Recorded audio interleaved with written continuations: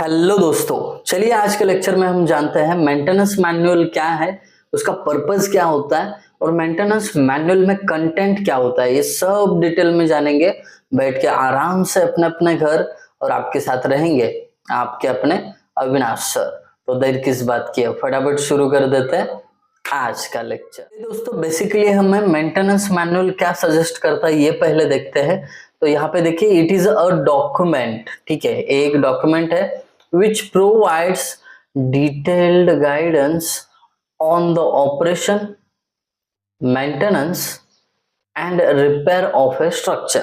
तो इनका कहना है कि मेंटेनेंस मैनुअल एक तरीके का डॉक्यूमेंट है जो हमें गाइड करेगा कौन सी चीजों पे। देखिए कि जो भी स्ट्रक्चर है उसका ऑपरेशन कैसे होता है, उसके मेंटेनेंस क्या क्या होता है, उसका प्रोसीजर क्या है, ये सब बता देगा। साथ में ही अगर कोई रिपेयर वर्क इस पे हुआ होगा उस स्ट्रक्चर पर पहले, तो वो सब डिटेल्स आपको मेंटेनेंस मैनुअल देगा। So this is the basic idea about maintenance manual. अब देखते हैं इसका पर्पस क्या होता है। Purpose to instruct and guide maintenance personnel, मतलब जो भी मेंटेनेंस करता होगा उस पर्सन को ये गाइड करता है ऑन कौन सी चीज पे, how to keep the structure safe, extend its life cycle and reduce maintenance cost. तो इसका पर्पस देखिए, समझिए कि जो भी इंसान मेंटेनेंस करता होगा उसको ये मेंटेनेंस मैनुअल गाइड करता है। किस लिए गाइड करता है? ताकि वो मेंटेनेंस पर्सनल स्ट्रक्चर को सेफ रख पाए, वो स्ट्रक्चर की लाइफ जो है बढ़ा दे, और तीसरी चीज वो पर्सन मेंटेनेंस कॉस्ट को रिड्यूस कर सके। तो ऐसी पूरी जानकारी उस मेंटेनेंस मैनुअल में लिखी होती है। अब देखते हैं इसका थोड़ा सा इंपॉर्टेंस क्या है। सबसे पहली तो बात है कि सेफ्टी इंश्योर हो जाती है। कैसे? Helps to maintain the structural integrity and safety of the building. अगर स्ट्रक्चर का मेंटेनेंस टाइम टू टाइम होगा तो ऑब्वियसली स्ट्रक्चर आपके यूटिलिटी के लिए सेफ रहेगा।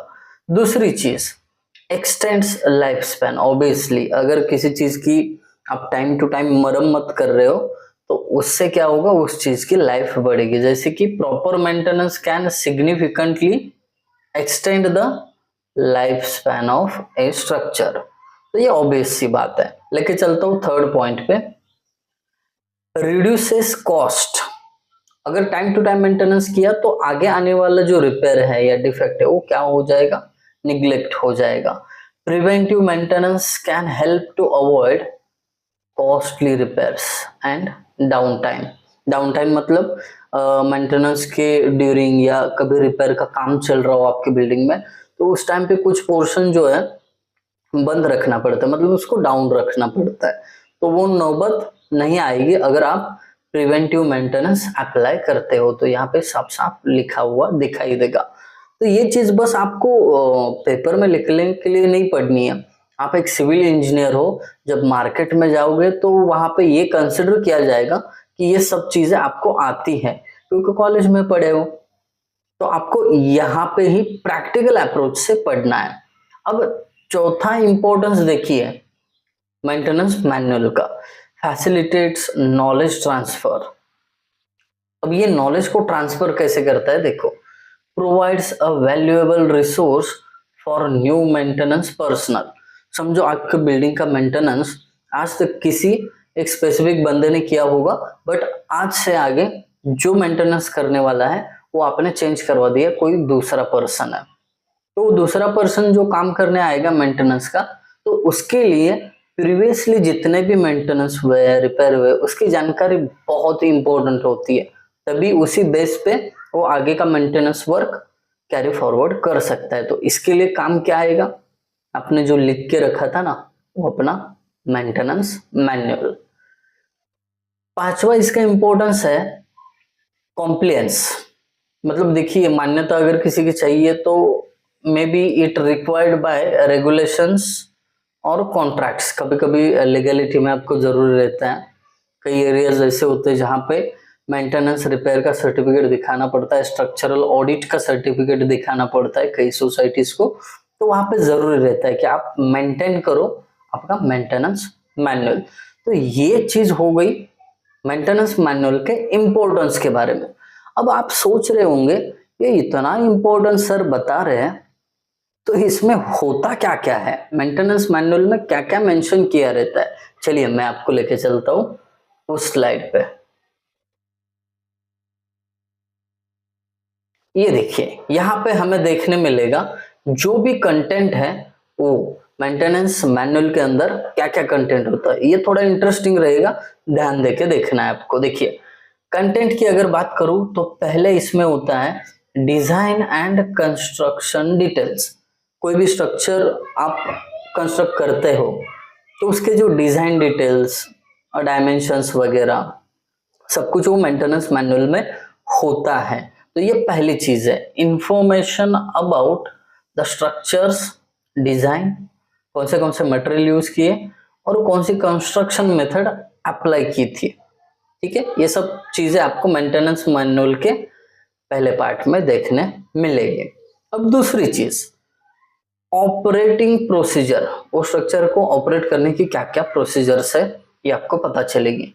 अब इसमें देखिए instruction on how to operate the structure and its system safely and efficiently.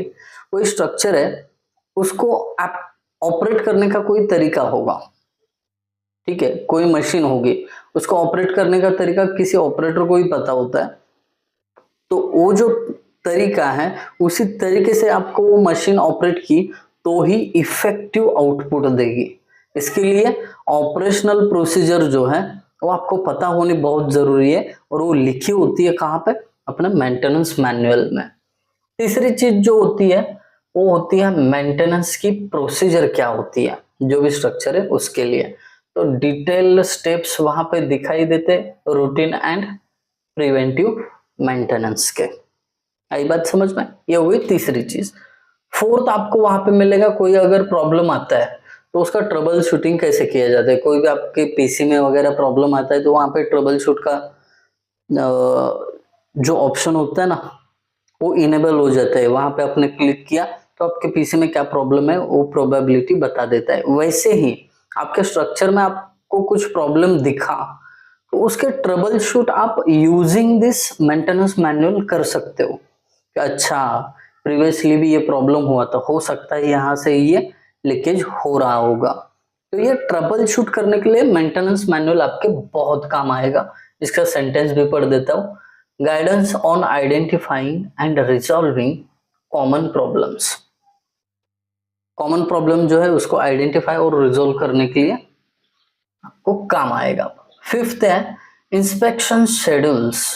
अब इंस्पेक्शन शेड्यूल कब कब किया जाता है, कई बिल्डिंग में हो सकता है 1 साल में, कई बिल्डिंग्स में 5 साल में, 10 साल में, अपना अपना टाइम शेड्यूल होता है एज पर द रीजन। ठीक है, तो वो आपको मेंटेनेंस मैनुअल के थ्रू पता चलेगा। रिकमेंडेड फ्रीक्वेंसी, इसको थोड़ा हटा देता हूँ, frequency and methods for inspection. तो ऑब्वियसली जैसे मैंने यहाँ पे कहा कि इंस्पेक्शन का शेड्यूल पूरा आपको पता चलेगा। फ्रीक्वेंसी मतलब वही कि साल में, 10 साल में, 5 साल में कब कब किया जाता है। मुझे बस वीडियो पॉज करके कमेंट में बता देना कि यहाँ तक जो भी हमने पढ़ा आपको समझ में आया है कि नहीं। अगर आया है तो यस सर कंटिन्यू बोल दीजिए, मैं आगे कंटिन्यू कर रहा हूँ। ठीक है, तो ये 5 कंटेंट हमने देखे। अब थोड़ा सा आगे बढ़ते हैं और क्या होता है ये भी देख लेते हैं। तो छठा कंटेंट अपनी इस मेंटेनेंस मैनुअल में होता है रिपेयर की procedure, instruction on how to repair specific types of damages और डिफेक्ट्स। ठीक है, तो यहाँ पे आपको स्पेसिफिक टाइप के, जैसे कि क्रैक आया हो तो उसको कैसे रिपेयर करना चाहिए, मेजर क्रैक है तो कैसे, माइनर क्रैक है तो कैसे, अगर स्पॉलिंग हुआ है तो उसको रिपेयर करने की मेथड कौन सी अप्लाई करनी है, ये सब कुछ आपको मेंटेनेंस मैनुअल से मिल जाएगा। उसके बाद वो स्ट्रक्चर की जो सेफ्टी इंफॉर्मेशन है वो भी वहां पे आपको मेंटेनेंस मैनुअल में दिखाई देगी।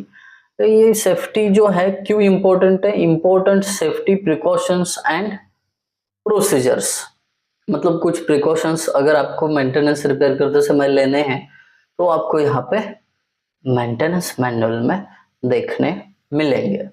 अब आगे बढ़ते हैं 7th वन पे, जहाँ पे आपको उस स्ट्रक्चर की या जो भी रिपेयर किया है उसकी वारंटी की इंफॉर्मेशन मिलती है। Details on warranties for the structures, components and systems.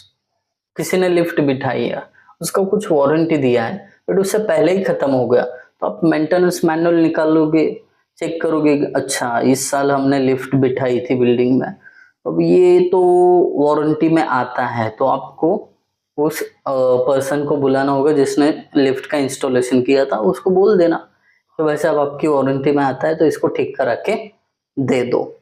Then एक चीज होती है हमारे मेंटेनेंस मैनुअल में, वो है इमरजेंसी प्रोसीजर, आपको वो स्ट्रक्चर पे क्या क्या अप्लाई करनी है।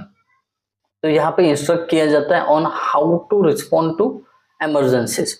अगर स्ट्रक्चर में कोई इमरजेंसी आ जाती है तो उसको आपको कैसे रिस्पॉन्ड करना है, क्या इमीडिएट एक्शंस लेने हैं, वो सब आपको मेंटेनेंस मैनुअल में देखने मिलेगा।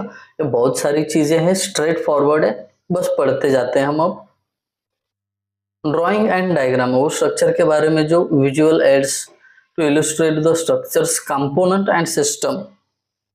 कभी कभी क्या होता है, स्ट्रक्चर के जो कंपोनेंट है वो ड्राइंग में देखने से बहुत अच्छे से समझ में आता है, तो वो ड्राइंग वगैरह सब कुछ अपने मेंटेनेंस मैनुअल में होता है। किसी को जरूरी लगा तो मेंटेनेंस मैनुअल उठा सकता है, अच्छा इसका कंपोनेंट का ये ड्राइंग था, अभी ये कंडीशन में है, ऐसा एनालिसिस कर सकते हो। ठीक है, तो इसको पूरा प्रैक्टिकल वे से सोचो। आप जब पढ़ रहे हो तभी भी मुझे ये काम आगे जाके करना है, ये सोच रख के अगर पढ़ोगे ना तो ये दिमाग से कभी हटेगा नहीं, आपके एग्जाम में याद करने की नौबत नहीं आएगी, आपको ये फटाफट बाय डिफॉल्ट आप सोचते जाओगे, दिमाग में आता रहेगा। ठीक है, रटी हुई चीज ज्यादा दिन टिकेगी नहीं। अब आखिरी कंटेंट देखते हैं, सप्लायर एंड कॉन्ट्रैक्टर की इंफॉर्मेशन। मतलब आपने स्पेसिफिक समझो क्रैक फिलिंग किया है, तो क्रैक फिलिंग के एंड पे ना कौन कौन उसका मटेरियल सप्लायर था, किसको कॉन्ट्रैक्ट दिया था, वो सब जानकारी वो मेंटेनेंस मैनुअल में लिख के रखी होती है। सो this is about maintenance manual. मैंने जानबूझ के इस पर थोड़ा प्रोलॉन्ग्ड इंफॉर्मेशन दिया है, थोड़ा ज्यादा का इंफॉर्मेशन दिया है, क्योंकि अगर आप साइट पे जाओगे तो ये जरूरी चीज है। अगर आपको लगता है ये जरूरी चीज है, आपको पसंद आया वीडियो, तो जरूर आप कमेंट कर देना, एक लाइक भी कर देना और अपने सारे दोस्तों के साथ शेयर कर देना। Thank you guys for watching video, thank you so much.